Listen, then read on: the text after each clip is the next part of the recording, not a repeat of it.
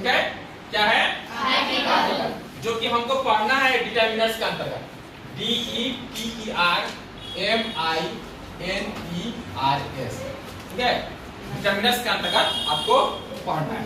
Determiners ये determine करते हैं कि अब नाउन आने वाला है, तो जहां कहीं देखिएगा आर्टिकल का प्रयोग समझ लीजिएगा कि उसके बाद कोई ना कोई नाउन आएगा, ठीक है, हो सकता है तुरंत बाद आए या बीच में कोई क्वालिफाइंग वर्ड आ सकता है, जैसे एडजेक्टिव आ सकता है या कोई एडवर्ब आ सकता है, लेकिन जैसे ही आपको दिखाई दे ए या एन या द, तो समझ लीजिए कि उसके बाद नाउन होगा ही होगा।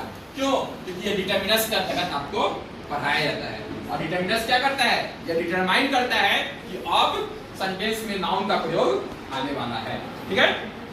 तो आर्टिकल दो तरह के होते हैं, पहला होता है इंडेफिनिट आर्टिकल और दूसरा होता है डेफिनिट आर्टिकल। इंडेफिनिट का मतलब ये होता है अनिश्चित, जिसके बारे में निश्चित नहीं हो, ठीक है। तो ए बॉय मतलब एक लड़का, कोई लड़का है, निश्चित नहीं है कौन है क्या है, ठीक है। तो इंडेफिनिट आर्टिकल का मतलब होता है, इंडेफिनिट आर्टिकल का मतलब क्या होता है, ए और एन, और इस दोनों का हिंदी क्या होता है, एक ही होता है, ठीक है। एक का मतलब ही एक होता है और एन का मतलब ही एक होता है, ठीक है। द का अलग अलग जगह पर अलग अलग मतलब होता है, कहीं पर द का कोई भी मतलब नहीं होता है, ठीक है। जैसे द का कहीं पर कोई मतलब नहीं है और द का कहीं पर मतलब रहता है वही, ठीक है। द के बाद अगर लगा रहे भेरी, तो द भेरी का मतलब होता है वही। ए और एन